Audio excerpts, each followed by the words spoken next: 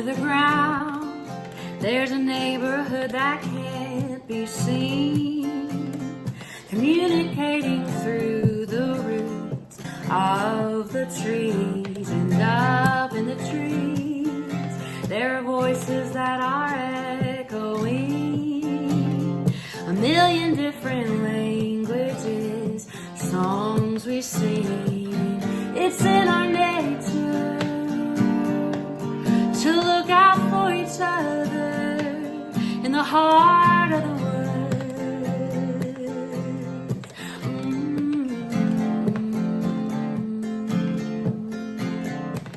When there is danger, we'll take care of each other in the heart of the woods.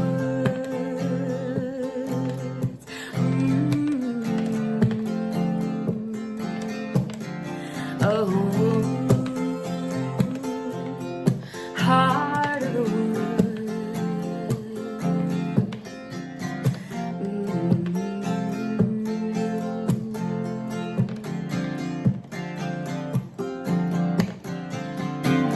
It's in our nature to look out for each other in the heart of the woods.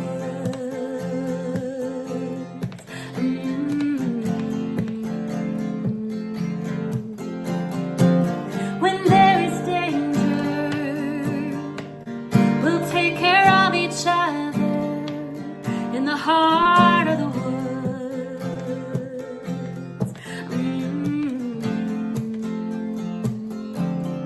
Heart of the woods.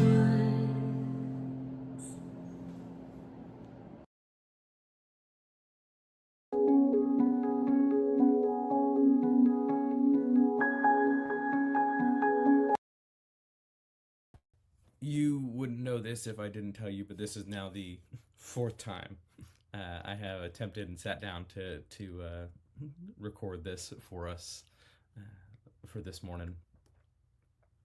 I'm bringing you a communion reflection, and we'll participate in communion together in our host homes. I'm very excited to be in homes with you guys this morning. I'm out in Pflugerville with the Westbrooks. I know some of y'all are at Cadisa and Josh's in Round Rock. I also want to say, if you're ever interested in leading the communion element for the watch party service, please let me know. Like Kendall know, let Mallory know. We want to bring other voices, other community members, just like we do in our regular services. So I don't know if you ever do this, but I, from time to time, find myself taking on too much. I've been guilty of that from time to time, but it's not always with, oh, I'm going to do this and this and this and this and this, that it's all different things. Sometimes it's having taken on one thing and realizing that it also has all these other things involved with it. Like, oh, I want to do this project this weekend at the house. Okay, well, before I do that, I have to clean this space out. And when I clean that space out, I have to have something to do with that stuff. And do I have the right thing to do this? It can become a whole thing. Maybe at work, oh, I want to take on this new responsibility. Hey, this is something that I'm interested in. I want to start working on that. Okay, great. You also have to take on then these 5 other things, and we kind of go, oh, I didn't really think about that. I wasn't planning to do all of those things. And it can become overwhelming. It can become very weighty in our lives. So I'm not always great then when I read reflecting on that and not doing it again, not taking stock of what all might be involved with one thing. Right now, what I find is that I have to think more and more about each decision, responsibility, choice, whatever the case may be. I have to be conscious of it, because if I'm not, I'll say yes to one thing, or I'll want to take one thing on, and it'll become too much. Again, it's not that it's, oh, I'm taking on all these different things. It's that any one thing I might want to do, be interested in, want to take on, whatever the case may be, might have things involved in it that I haven't thought about. Sometimes I can manage that, but sometimes it like I said, it becomes too much. What I'm thankful for are moments of rest in that, moments of pause. I'm I'm thankful for the opportunity, for the chance to sometimes then come and just sit, lay it all down, be done with it, set it aside, and be fed a little bit here at the table of communion with our community. There's a poem by Shel Silverstein in his collection, Everything on It. It's actually the title poem. It's called Everything on It. It says, I asked for a hot dog with everything on it, and that was my big mistake. Because it came with a parrot, a bee in a bonnet, a wristwatch, a wrench, and a rake. It came with a goldfish, a flag, and a fiddle, a frog and a front porch swing, and a mouse and a mask. That is the last time I ask for a hot dog with everything. I want to take that to heart, that idea that I need to remember the next time I ask for the hot dog with everything that comes on top of it. So now, in your host homes, you want to grab your communion elements, whatever they may be. For us, for me here, I've got a mini Reese and an apple juice. So give you a minute to get that together. This was something that you may remember this from the last communion piece we did during a watch party when we were in the midst of COVID lockdowns and we were meeting only online.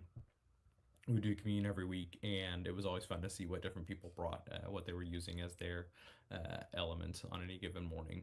So hopefully you've grabbed yours by now, and what we'll do is we'll go through our communion liturgy. And so I'll lead us, and you'll repeat back, and that'll be on the screen there for you. And so God is within you. God is also within you. Lift up your hearts. We join in the beloved community. Let us give thanks for the blessing of life. Together we raise our voices in gratitude.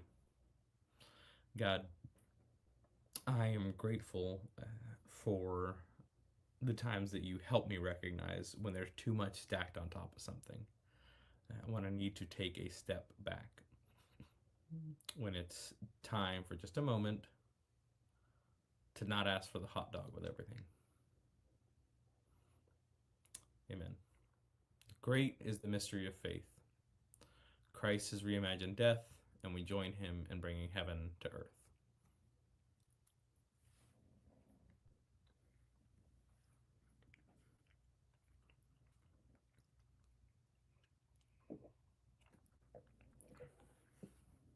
Bio.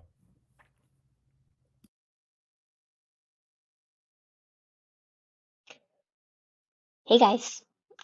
So when I was younger, I thought that this parable about the unjust judge and the widow was about persistence. That Jesus was saying, hey y'all, be like this widow. Don't give up even when things seem bleak. Just keep praying, keep showing up, keep asking. That's what I thought the parable was about, how we need to keep on keeping on and persevere in prayer. Did anyone else grow up with that understanding of the parable? I don't think it was until maybe seminary that I realized this isn't a parable about us or what we need to do or how often we need to pray. It's a parable about an unjust judge and, by contrast, God. The point isn't that the widow keeps on asking and asking. The point is that even an unjust judge who doesn't, quote, fear God or care what people think, eventually gives in. But God is not unjust. So the point is that we do not have to wear God down before God will relent. We don't have to convince God to care or pay attention. If we're already in pursuit of justice, God's already on our side. unfortunately, I think too many of us were raised to think of prayer as a bid for God's attention. And like the poor widow in this parable, we must ask again and again and just hope that we asked enough times or with enough faith or with enough piety. I mean, was anyone raised with a version of God or prayer that was a bit like that? God was the kind of God you had to beg or appease or please in some way, and if you did good enough, your prayer might be granted. But do we really think that's how prayer works? That we're over here like, dear God, please grant me safe travels. And then God is like, oh, I hadn't thought about that.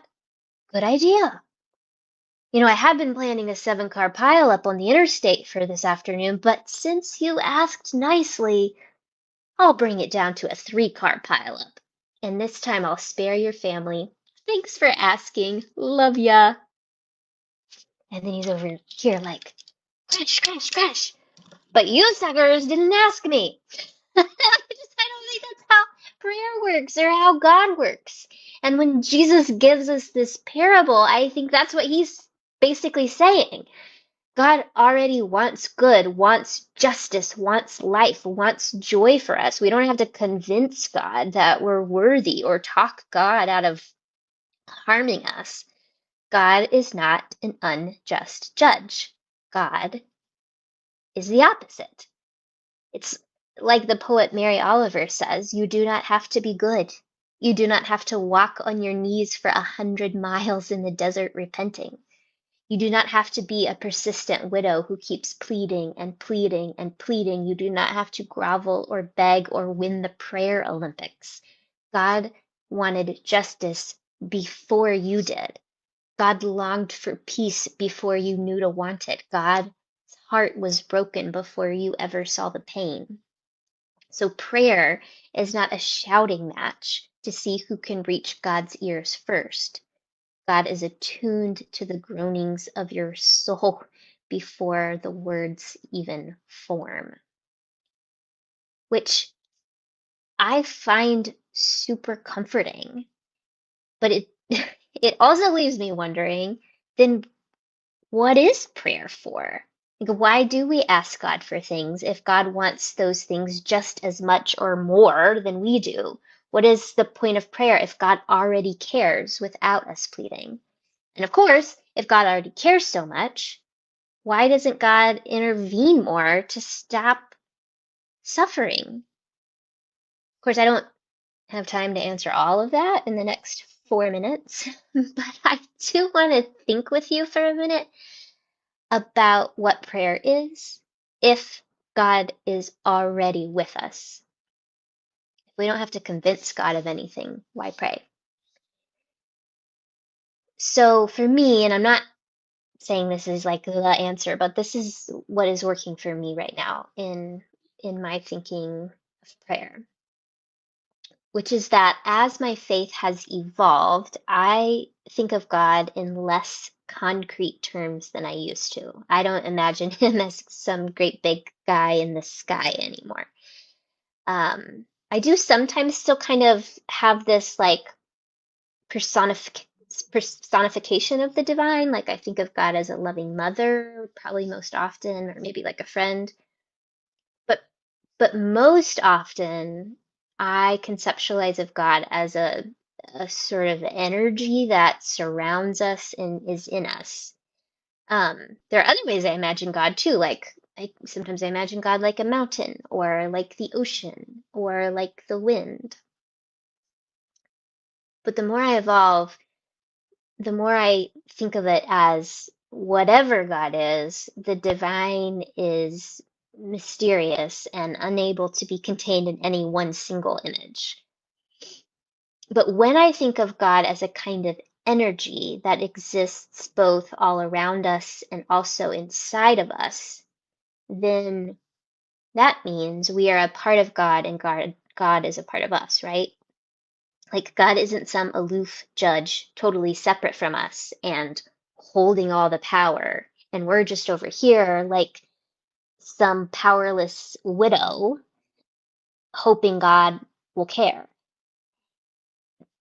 It's more like God is the widow, or God at least is inside the widow, or part of the widow.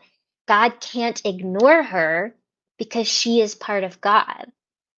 And when she pleads for justice, that is her godness coming alive. So what I'm imagining is that prayer is when we speak God's own desires out loud. We activate and animate them in our human bodies. We give God's desires oomph and life and power. Maybe prayer is our divinity at work, roaring itself to life. And in that case, my prayer is effective because it connects me to the divine energy that's at work in the world and the divine energy that is at work in all of you. And I realize what I'm saying. It's a little hard for me to wrap my mind around. So another way I think of it is that I imagine a web of invisible threads that connects the divine spark in me to the divine spark in you to the divine spark in everything. And so prayer is like giving the web a tug, and the more of us tug, the more chance that the whole thing shifts, right? Because we're all connected. So prayer, maybe another way to say it is prayer is like plugging yourself back into an awareness that the web exists, and that while you're just a teeny tiny part of the web, you're also not without power.